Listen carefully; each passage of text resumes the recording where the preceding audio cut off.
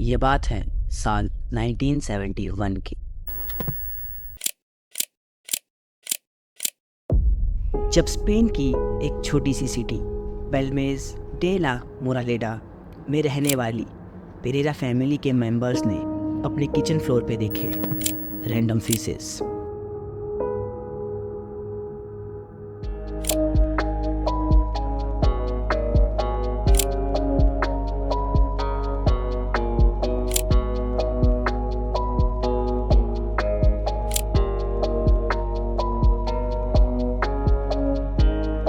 There are few things more frustrating than a stain that just won't come out.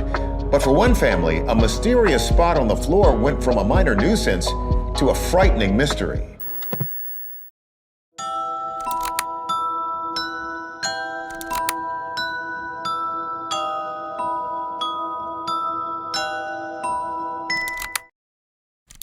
ये case start होता है 23 अगस्त 1971 को, जब घर की एक मेंबर मारिया अपने किचन फ्लोर पर एक ह्यूमन फेस को बनते देखती है। वो इसके बारे में अपने पति जुआन और अपने बेटे निकोल को बताती है। दोनों जुआन और निकोल मिलकर उस फर्श को तोड़ते हैं और उस पर एक नया फर्श बनाते हैं। उन्हें लगा सब ठीक हो गया, लेकिन फ्लोर पर फिर से एक चेहरा दिखाई देने लगा। बाद में चलकर पेरेरा फैमिली इस घटना के बारे में बेलमेज के मेयर को बताते हैं। मेयर उन्हें उस चेहरे को तोड़ने से मना कर देते हैं। इसके बाद उनके घर को पूरी दुनिया में एडवर्टाइज किया जाता है एक नए नाम से, ला कासा डे लास कैरस, जिसका इंग्लिश में मतलब है द हाउस ऑफ फेसेस। साल 1972 तक हज़ारों लोगों ने इन चेहरों को देखने के लिए पेरेरा फैमिली के घर जाना शुरू कर दिया। ये किस्सा पूरी दुनिया में आग की तरह फैला। इसने सभी का ध्यान अपनी ओर आकर्षित करा। इसके अगले 30 सालों तक वो चेहरे लगातार दिखाई देते रहे, ऐसा पेरेरा फैमिली ने क्लेम करा। लोगों ने इस घटना को पैरानॉर्मल साइटिंग्स का केस बताया। पर क्या था इन फेसेस के पीछे का राज? चलिए जानते हैं कुछ फेमस थ्योरीज और हाइपोथेसिस को और कोशिश करते हैं डीकोड करने की इस मिस्ट्री को।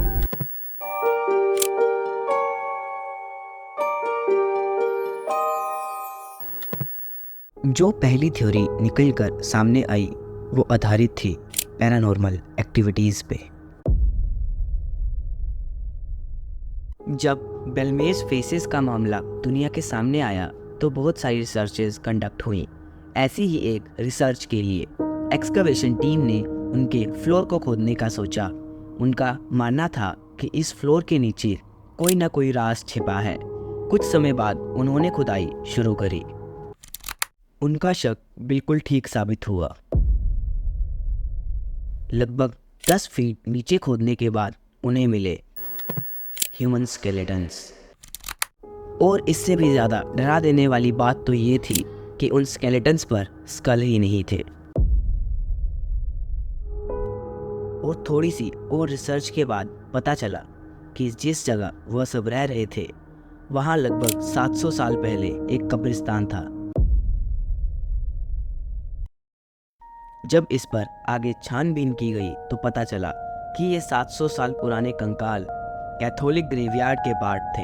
लोगों का मानना था कि आज से 700 साल पहले इन लोगों का बेरहमी से कत्ल कर दिया गया था और इन्हीं के गायब सिर फर्श पर आकर पूरी दुनिया को कोई संदेश देना चाहते थे। इस खोज ने पेरेरा फैमिली के साथ साथ दुनिया के हर उस रिसर्चर को शॉक करके रख दिया था जो इन चेहरों के राज पर से पर्दा उठाना चाहते थे।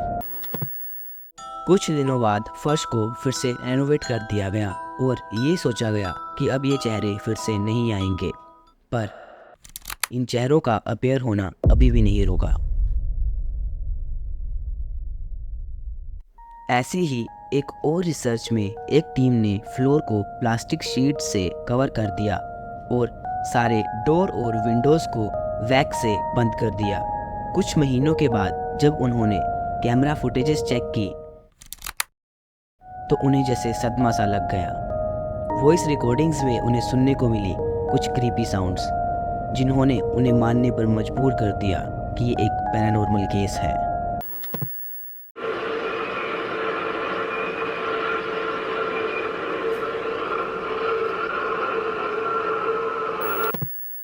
ऐसे ही बेलमेज फेसेस को पहचान मिली एक हॉरर मिस्ट्री की।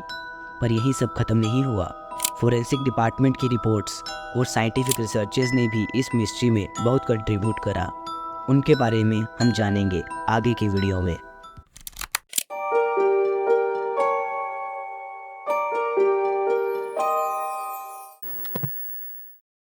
बेलमेज फेसेस का केस पहले से ही एक मिस्टीरियस केस था, पर जब रिसर्चर्स इस पे रिसर्च कर रहे थे तो उन्हें एक ऐसी चीज़ पता चली जिसने उन्हें भी शॉक में डाल दिया।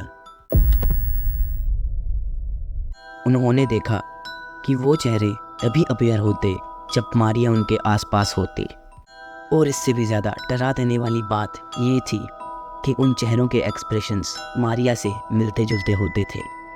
अगर मारिया खुश होती तो अपीयर होने वाले नए चेहरे के एक्सप्रेशंस भी शॉकिंगली खुशी वाले होते। रिसर्चर्स ने इस केस को फोटोग्राफी या साइकिक फोटोग्राफी का केस बताया, एक ऐसी एबिलिटी जिससे कोई भी पर्सन दिमाग की इमेज को असल ज़िंदगी में अपीयर करवा सकता है। उनका मानना था कि मारिया एक साइकिक है और वही है बेलमेज फेसेस के पीछे। इसी केस के रिलेटेड एक और थ्योरी सामने आई, जिसमें रिसर्चर्स ने बताया कि ऐसे शेप्स के फ्लोर पर बनने के पीछे केमिकल रिएक्शंस भी हो सकते हैं। उन्होंने पाया कि कुछ ऑक्सीडाइजिंग एजेंट्स सीमेंट के साथ रिएक्ट करके ऐसी शेप्स जनरेट कर सकते हैं। साथ ही उन्होंने बताया कि सिर्फ सीमेंट ही नहीं, कभी कभी कुछ एसिड्स भी धूप के साथ रिएक्ट करके ऐसे फिनोमिनन ला सकते हैं। पर सबसे यूनिक थ्योरी सिल्वर नाइट्रेट की थी। साइंटिस्ट ने बताया कि सिल्वर नाइट्रेट यूवी रेस के साथ मिलकर डार्क कलर प्रोड्यूस करता है। ऐसे ही एक नई थ्योरी सामने आई, जिसमें साइंटिस्ट ने क्लेम करा कि फैमिली मेंबर्स खुद केमिकल्स का यूज़ करके फेस क्रिएट करते थे ताकि वो पब्लिसिटी पा सकें। ऐसे ही एक और रिसर्चर ब्रायन डनिंग ने तो यहाँ तक कहा कि जो पहला फेस उनके फ्लोर पर दिखा था उसे खुद पेंट ब्रश से पेंट किया गया था और बाकी के चेहरों को एसिड से। उन्होंने एक रिपोर्ट को दिखाते हुए कहा कि लापावा नाम का फेस जब इंफ्रारेड टेस्ट से गुजरा तो पता चला कि उसे पेंट ब्रश से पेंट किया गया था, उस पे पेंट ब्रश के ट्रेसेस मिले। ऐसे इस पूरी घटना को उन्होंने एक साजिश बताया। ये केस अब और भी उलझता जा रहा था।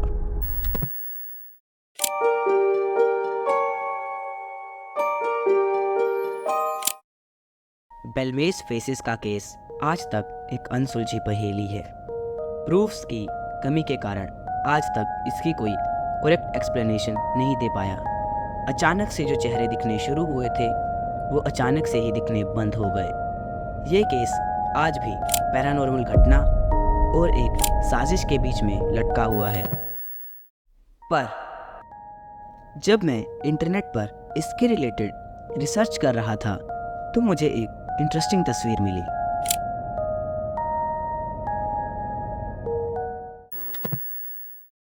इस तस्वीर में हम साफ साफ एक चेहरे को देख सकते हैं। मिस्टीरियसली ये चेहरा बेलमेज फेसेस का पार्ट नहीं था। ऐसी ही एक और वीडियो मुझे राहल्स व्लॉग नाम के एक यूट्यूब चैनल पर भी मिली।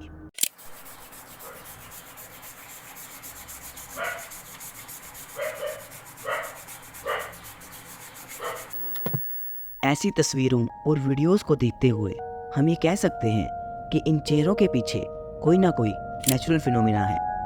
साइंस की डेवलपमेंट के साथ साथ एक ना एक दिन तो ये राज सामने आ ही जाएगा, पर तब तक बेलमेज फेसेस का केस बना रहेगा one of the most mysterious case in mankind history. आशा करते हैं आपको आज का ये एपिसोड पसंद आया हो। आज के एपिसोड में बस इतना ही। मिलेंगे एक और एपिसोड में एक नई मिस्ट्री के साथ और कोशिश करेंगे उसे डिकोड करने की। Thanks for watching.